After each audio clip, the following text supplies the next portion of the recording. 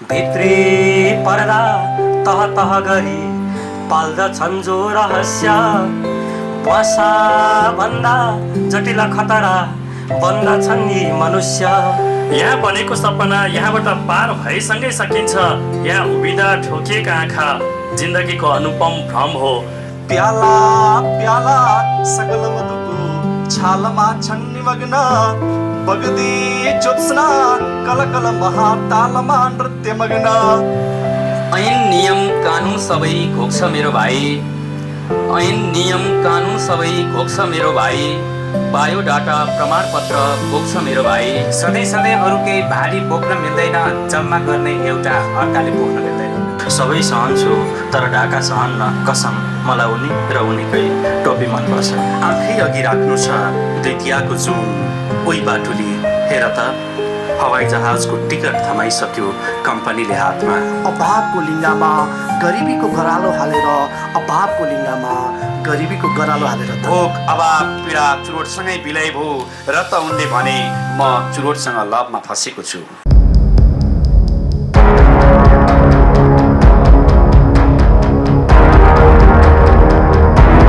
Hit Hetauda online TV. जिब्रो तौली कुटिल स्वरमा बोल्दछन् जो मिलाई, पल्ला भारी अवसर तुलो बस्दछन् जो उचाली। हेर्दा राम्रा नियत धमिरा राख्दछन् जो अदृश्य, गोली भन्दा जटिल खतरा बन्दछन् यी मनुष्य। लोकै भुल्ने मधुर लयमा क्षुद्रता हुन्छ जसको, कपटी ढोगी जहर मुखमा शिष्टता हुन्छ जसको। भित्री पर्दा तह तह गरी पाल्दछन् जो रहस्य बसा भन्दा जटिल खतरा बन्दछन् यी मनुष्य। गर्दै शान्ति प्रण अटुट जो युद्ध उद्योग खोल्छन्, रोप्दै हिंसा मगज भर जो प्रेमको गीत लेख्छन्। धर्मात्मा जो लुट विधि बुनी रच्दछन् धर्म भाष्य, भाला भन्दा जटिल खतरा बन्दछन् यी मनुष्य। बेच्दै आस्था गरिब जनका स्वार्थमा रम्दछन् जो, कुल्ची मार्दै अटल सपना निचता चुम्दछन् जो। विश्वासैमा कलु सपना जो भर्दछन् सुस्त सुस्त, सापै भन्दा जटिल खतरा बन्दछन् यी मनुष्य। लाली पोत्ने रङ महु भनी पोज्दछन् जो अँध्यारो, लाली पोत्ने रङ महु भनी पोज्दछन् जो अँध्यारो। न्यानो छर्ने किरण हु भनी छर्दछन् जो तुषारो, रक्षार्थीहरू पलिकन जो गर्दछन् स्वप्न हत्या। व्याधा भन्दा जटिल खतरा बन्दछन् यी मनुष्य, व्याधा भन्दा जटिल खतरा बन्दछन् यी मनुष्य। धन्यवाद। जिन्दगीको रफ्तारमा जेब्रा क्रस ब्रेकिङ वाल बनेर उभिएको छ। जिन्दगीको रफ्तारमा जेब्रा क्रस ब्रेकिङ वाल बनेर उभिएको छ।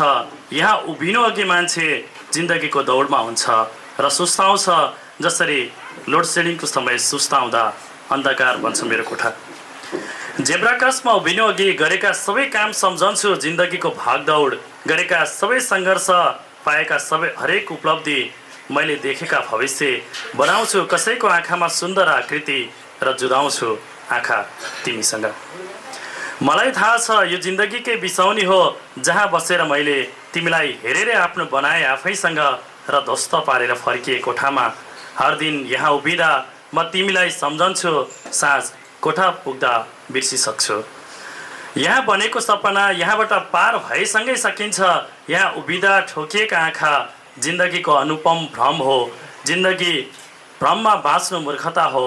यति जान्दा जान्दै जेब्रा क्रस भएर जाँदा तिमीलाई अवधि सम्झन्छु। तर जेब्रा क्रसमै छुट्छ सम्झना, जब छुटेको झोला झैँ लिन फर्कन्छु। कसैले अपहरण गरिसक्छ सम्झना। यही जेब्रा क्रसमा अल्झिरहने सपनालाई फुकाएर मसँगै हिँडाउने बहानामा बाँचिरहेछु दिग्भ्रम। धन्यवाद। घुम्दा घुम्दै हृदय वनमा खै कता लौ हराए, बाटो बिर्सी कन भ्रमवसात शून्यमा सलबलाए। स्वर्ग छाया वनगिरी गुहा चञ्चलोत फुल्ल चाल, खेल्छन् डुल्छन् मृग छुक छुके वाह कस्तो विशाल। कस्तो प्यारो मलय लहरी हर्ष पीयूष वर्षा, खोला नाला स्फुरित प्रकृति लादिनी पुण्य वर्षा। उस्तै प्यारो गगन तलको सौम्यता चारु चित्र, उत्रे यस्तै हृदय वनको दिव्य संसार भित्र। पाए मैले चकित युगपद उड्नलाई पखेटा, लम्के हेर्दै सकल छलमा हुन्छ को विजेता। देखे प्यारी हृदय दुहिता भावना भाव भगना, छल्दी ढड्दी ढलमल हुँदी फूल जस्ती निमग्ना। दिव्योन्माद प्रमुदित मुना मञ्जरी कुडुमलाभा, कस्तो प्यारो विपिन बिचको शोभित स्निग्धाभा। स्वप्ना फुल्छन् विविध थरीका पत्र त्यसमा हजारौं, जानी जानी भनत कसरी पाइला फेरि सारौं। बढ्दै जाँदा हृदय वनको रङ्गभित्रै हराए, देखे बस्ती मृदुल रमणो द्योत कस्तो रमाए। प्याला प्याला सकल मधुको छालमा छन् निमग्न, बग्दी ज्योत्स्ना कलकल महातालमा नृत्य मग्न। यस्तै यस्ता विविध भ्रमका जालमा जेलिएर, भोग तृष्णा वश हृदयमा मात्र इच्छा लिएर। घुम्दा घुम्दै यति पर पुगे मार्ग भो शून्य सारा, झस्के एक्लै हृदय वनमा छैन कोही सहारा। झस्के एक्लै हृदय वनमा कोही छैन सहारा। धन्यवाद। नाफा जति तिमीलाई घाटा मलाई, नाफा जति तिमीलाई घाटा मलाई, जिन्दगीका विकट विकट पाटा मलाई। सधैँ फुलमाथि पाइला टेकिराख्नु तिमी, सधैँ फुलमाथि पाइला टेकिराख्नु तिमी, स्वीकार छन् नियतिका बाटा मलाई। दोस्रो मुक्तक। किसान हूँ खेत अनि खलियान प्यारो लाग्छ, किसान हूँ खेत अनि खलियान प्यारो लाग्छ, जगत भन्नु जनताको ज्यान प्यारो लाग्छ। बाह्रै मास काट्ने मार्ने भुट्ने कुरा गर्छन्, बाह्रै मास काट्ने मार्ने भुट्ने कुरा गर्छन्, सायद हाम्रा नेताजीलाई चिहान प्यारो लाग्छ। तेस्रो मुक्तक। ऐन नियम कानुन सबै घोक्छ मेरो भाइ, ऐन नियम कानुन सबै घोक्छ मेरो भाइ, बायोडाटा प्रमाणपत्र बोक्छ मेरो भाइ। ऐन नियम कानुन सबै घोक्छ मेरो भाइ, बायोडाटा प्रमाणपत्र बोक्छ मेरो भाइ। सान्नानीको भट्टीभित्र गिलासमा रक्सीसँगै बेरोजगारी आँसु घोली धोक्छ मेरो भाइ, बेरोजगारी आँसु घोली धोक्छ मेरो भाइ। धन्यवाद। सधैँ सधैँ अरू केही भारी बोक्न मिल्दैन, सधैँ सधैँ अरू केही भारी बोक्न मिल्दैन, जम्मा गर्ने एउटा अर्काले पोख्न मिल्दैन। सधैँ सधैँ अरू केही भारी बोक्न मिल्दैन, जम्मा गर्ने एउटा अर्काले पोख्न मिल्दैन। श्रम गर्ने कर्म गर्ने हातहरूको मूल्य, श्रम गर्ने कर्म गर्ने हातहरूको मूल्य अलि पर बसेर अर्काले तोक्न मिल्दैन, जम्मा गर्ने एउटा अर्काले पोख्न मिल्दैन। लेखाजोखा गर्नै पर्छ जे सिकियो अहिलेसम्म, लेखाजोखा गर्नै पर्छ जे सिकियो अहिलेसम्म, आफै तल पर्ने सूत्र अब घोक्न मिल्दैन, जम्मा गर्ने एउटा अर्काले पोख्न मिल्दैन। आफूलाई नछुटाई गन्ने यात्रा सुरु भयो, आफूलाई नछुटाई गन्ने यात्रा सुरु भयो, रोकिन्न रोकिन्न यो जसरी समय रोक्न मिल्दैन, जम्मा गर्ने एउटा अर्काले पोख्न मिल्दैन। बसी खाने भन्दा खट्ने हल्का हुँदै होइनन्, बसी खाने भन्दा खट्ने हल्का हुँदै होइनन्, समय तुलोमा घरिघरि जोख्न मिल्दैन, सधैँ सधैँ अरूकै भारी बोक्न मिल्दैन, जम्मा गर्ने एउटा अर्काले पोख्न मिल्दैन। धन्यवाद। ढाका टोपी उचाइको प्रतीक, ढाका टोपी उचाइको प्रतीक, म त अझ उचाइकै मान्छे दोर्जे शेर्पा। ढाका टोपी उचाइको प्रतीक, म त अझ उचाइकै मान्छे दोर्जे शेर्पा। कुवाको पानी र आफ्नो सपना जस्तै मस्तिष्क पनि जमाउनु भन्दा बरु मलाई अराष्ट्रिय सम्झिनुहोस्, राष्ट्रघाती भन्नुहोस्, सबै सहन्छु तर ढाका सहन्न कसम, मलाई उनी र उनीकै टोपी मनपर्छ। ढाका टोपी स्वाभिमानको प्रतीक, ढाका टोपी स्वाभिमानको प्रतीक, म त अझ सिमानामै सीमित मान्छे रणबहादुर राई। ढाका टोपी स्वाभिमानको प्रतीक, म त अझ सिमानामै सीमित मान्छे रणबहादुर राई। के होला यदि स्वाभिमानकै लागि लड्दा बुलेट प्रुफ हेलमेट नभई टोपी पहिरिएँ भने? हो, आफ्नो सिरै उडाउनु भन्दा बरु मलाई अराष्ट्रिय सम्झिनुहोस्, राष्ट्रघाती भन्नुहोस्, सबै सहन्छु तर ढाका सहन्न कसम, मलाई बुलेट र बुलेट प्रुफ हेलमेट मनपर्छ। ढाका टोपी रहर की आवश्यकता, ढाका टोपी रहर की आवश्यकता, शिर छोप्ने की लाज, म यस्तै दोधारमा पिल्सिरहने मान्छे, म मजदुर, म ज्यामी, माफ गर्नुहोला, बरु मलाई अराष्ट्रिय सम्झिनुहोस्, राष्ट्रघाती भन्नुहोस्, सबै सहन्छु तर ढाका सहन्न कसम, म लाज ढाक्छु, कट्टु किन्छु, टोपी किन्दिनँ। वर्षौँ बितेछ यो ज्यानले जिउन नजानेको, वर्षौँ बितेछ यो ज्यानले जिउन नजानेको, कतै बिर्सी पो गए कि तिमीलाई यादहरूले। सम्झनामा कहाँ पठाउँदो रहेछ र भन्ने बित्तिकै बाडुल्की, मान्छेहरू त सब झुट बोल्दा रहेछन्। हल्लिन्न रहेछ चौतारीमा बरको पात पनि पिपलको जसरी, हल्लिन्न रहेछ चौतारीमा बरको पात पनि पिपलको जसरी, डुली हिँड्दो रहेछ चाबी पनि चाबीहरूकै जुत्तोमा एक्लै झुन्ड्याएर तालचालाई। बगालमा कुन चाहिँ साँढेले छ र बाछी स्याहारेको, अचेल सम्झन्छु कस्ता हुँदा हुन् मैले जिन्दगी जिउँदाका दिनहरू, अचेल सम्झन्छु कस्ता हुँदा हुन् मैले जिन्दगी जिउँदाका दिनहरू।